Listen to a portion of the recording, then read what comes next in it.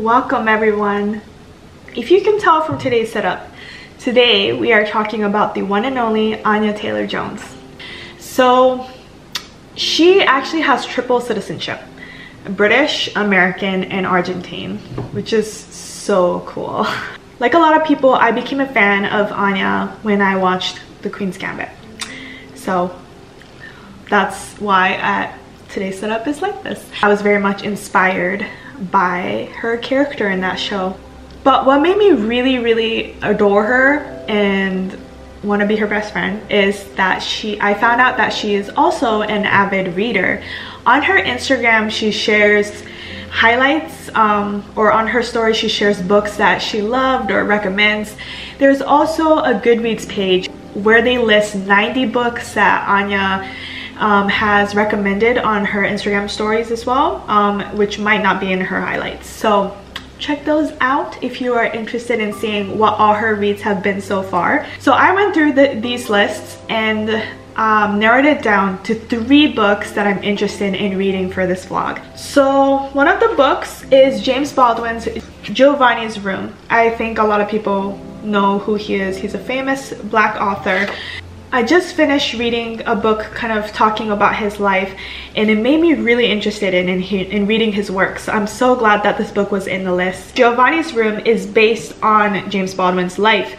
He was a gay man living in Paris for 10 years. So this book's main character is also an American gay man that lives in Paris, and he kind of struggles with sexual identity and figuring out who he is in the 1950s. So very excited. This is also a shorter read as well. My other 2 books I will be reading on my Kindle. One of the books is Interestings by Meg Wolitzer. This book kind of gave me a Little Life vibe. Although I haven't read that book, I do know that they follow like friends over decades of their life. Same kind of thing for this one, I believe, when I read the blurb. This one is a longer read, I believe, the longest out of these 3 books. So I might be reading it the very last. And the other book I'm reading is If I Had Your Face by Frances Cha. This book has been talked about, I think, a lot on BookTube recently. And very interested in reading this book. This one is a debut novel by Frances, and it's set in Seoul, South Korea. It follows 5 women and how they navigate in their world where there are such high beauty standards. And I'm very interested in that, me being an Asian woman as well. I grew up in Japan, and even in Japan, like, there are just high expectations for girls. Like, you have to have milky, like, pale skin. So lots of Japanese women like cover up their whole body when it's the summertime so they don't get tan. And I remember growing up, I would always get tan, like on purpose, like just because I was like, why do I have to be pale to be beautiful? That makes no sense at all. So that's what I still believe to this day. So this is kind of my, I think, the one I'm most interested in reading, and I am going to start with this book first. So I hope you enjoy joining me on this journey of reading 3 of Anya Taylor-Joy's recommended books.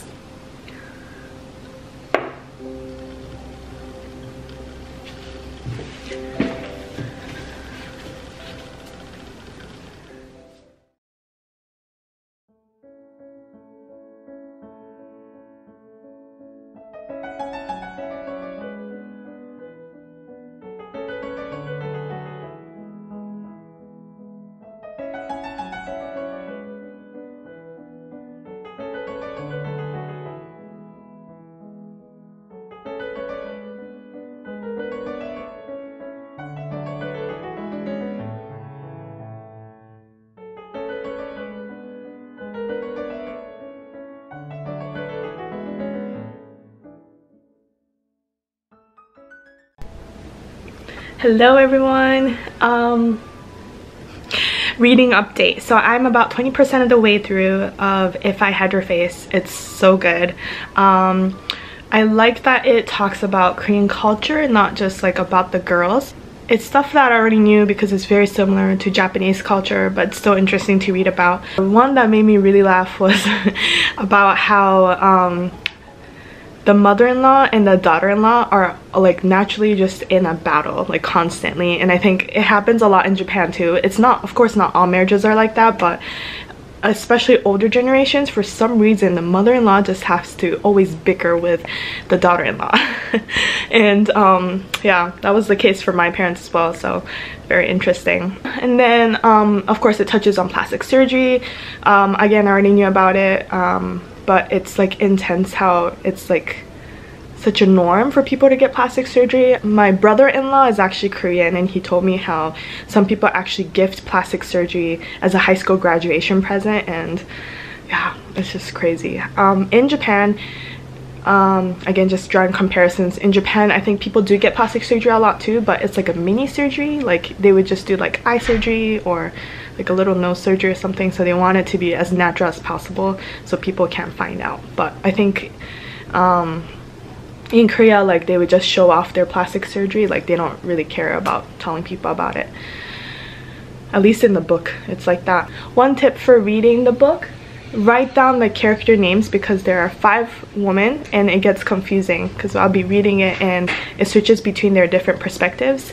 So you'll start reading a new chapter from a different person's point of view and you'll be confused who she is. So just write down who she is and what do they do. And then the Anya update, I watched her, I think her newer film called The New Mutants. It came out in November 2020 and it was really good.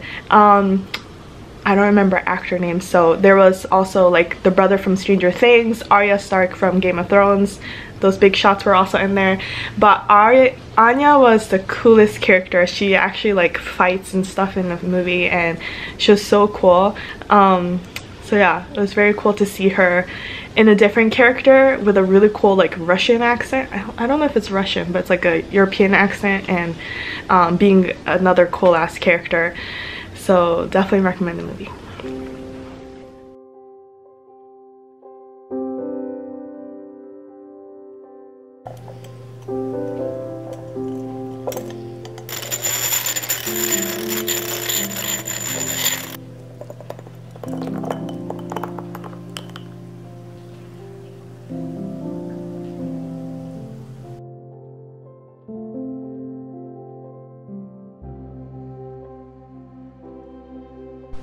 Hello friends, look what I got. I finally got my first dose of Moderna and my arm is hurting so bad. Like I can't even lift this arm. Even holding this camera up is like hurting. But yeah, yay, one step closer to, I don't know, getting back into the world and feeling more comfortable about it. As a reader, I like to read multiple books at the same time because I get bored. I don't know, I like to have different like selections. Like if I'm getting tired of this book, I'll move to the next book kind of thing. So I am loving If I Had Your Face, but I'm like slowing it down for a little bit, and I wanted to start reading the longest book in this selection that I made, The Interestings, and I read like 10% of the way through and I might have to DNF it. It's kind of sad because when I read the reviews on Goodreads by people I trust, like booktubers, they have good, like they loved it, and you know, they were like, oh, this is so good, it broke my heart at the end, and I really wished I could get into it, but for some reason, maybe because there were so many characters again in this book, I just could not follow along and I was just confused the whole time and I couldn't enjoy it, even if I was 11% of 11% of the way through. So I'm going to DNF it because I don't have time to do this right now. Like I don't have time to, like, I don't know, try to figure out what's happening. So, and it is a longer book, It's like 400 something pages, so I'm gonna DNF it. And I looked through the list on Goodreads for Anya Taylor-Joy's recommended reads, and I found another book that I had been meaning to read and I never did, so I thought this is a good excuse for me to pick this book up. And I checked in my library, there's no wait list, so I got it on Libby. It's called Conversations with Friends by Sally Rooney. I have never read any of her books, so I'm interested to see how this book is. It seems like there are only 2 characters in this book, so hopefully it won't be too much for me. Yeah, so that's my update. I'm going to be reading If I Had Your Face. I'll probably finish that really soon, and I'll start Conversations with Friends on the side. I'm just gonna be having a chill evening, just trying to read more. Let's get to it.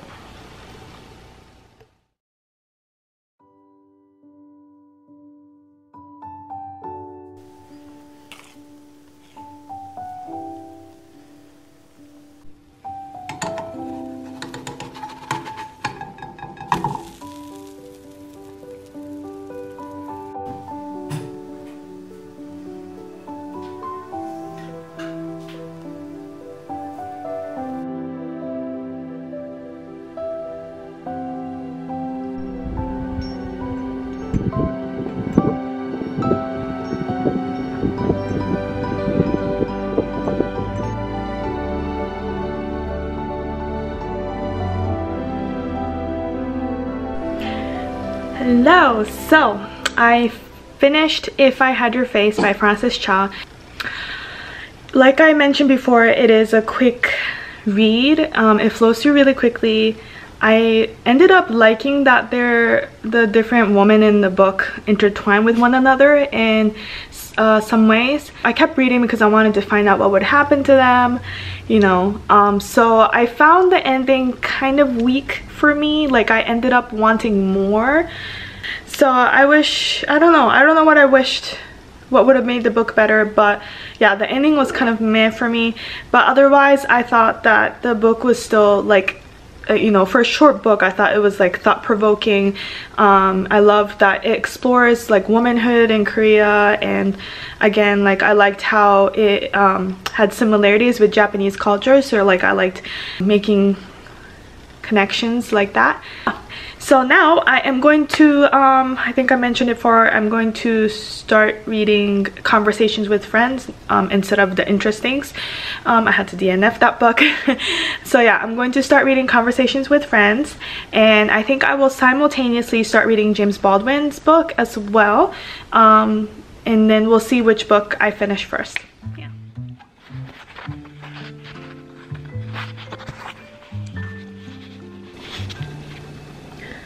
I stand at the window of this great house in the south of France as night falls, the night which is leading me to the most terrible morning of my life. Wow.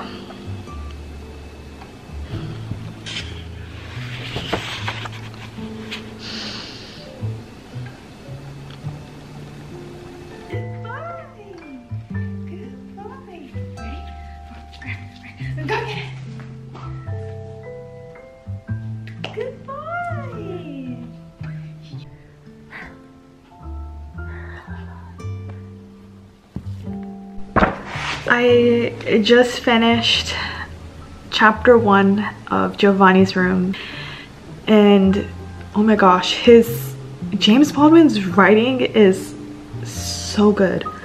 I haven't felt like this in so long. Like, I actually found myself reading out loud most of the parts in this book because I wanted to really like appreciate his writing and read it in the right tone.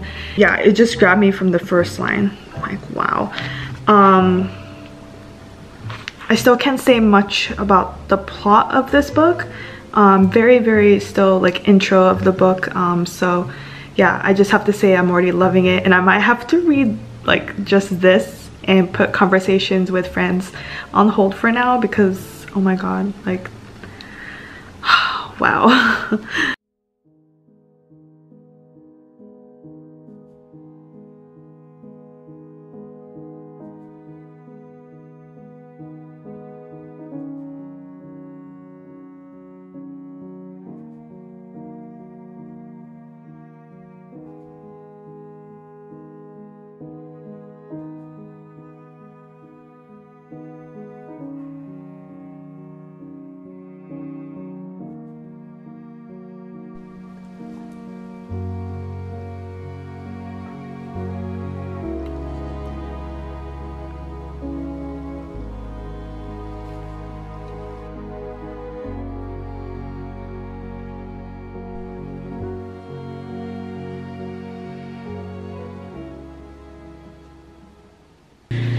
Okay, so as you can see, I am almost done.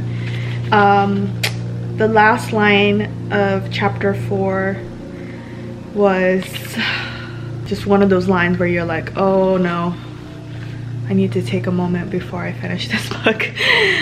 So here I am the next morning, and I'm about to read the last 20 pages of this book. Wish me luck.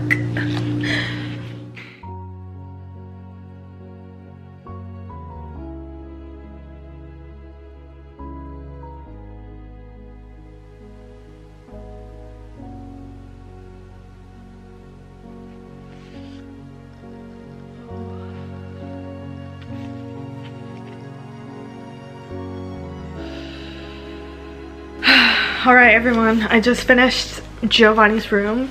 When I first started this book, I was kind of worried because there, you know, those like books that are classics and everyone's like giving high praise about, and then when I read them it seems kind of like, meh, it's okay. I was afraid this book is gonna be like that, but no, this book is a masterpiece. Like, it's been so long since I read a book and I felt like that. Like, this book is so well written, and I did not even stop to take notes on this book. I just literally just annotated in here. I was just fully immersed in James Baldwin's writing. It's spectacular. Like, it is so well written, and the fact that it's only 169 pages and makes me feel this strong of an emotion is amazing. I didn't realize it's going to be such a heartbreaking read. It's so sad. It's so sad. You feel connected with David, the main character, and the torment that he goes through in his heart, and while he discovers his sexuality and identity. This book was written or published in 1956, and for him to publish a book like that in that time, I think was just groundbreaking. Yeah. If you can't tell, I love this book. Now it's one of my favorites. I'm so glad I finally read James Baldwin's book, and I need to read his other works as well now. I'm going to give this book 5 stars out of 5. Of course, it's one of my favorites now. Please read this book. Okay. So for the rest of this vlog, I'm going to keep reading Conversations with Friends. As I predicted, I did not pick that book up while I was reading Giovanni's Room because this book was just, oh. So yeah, Conversations with Friends, getting back into that one.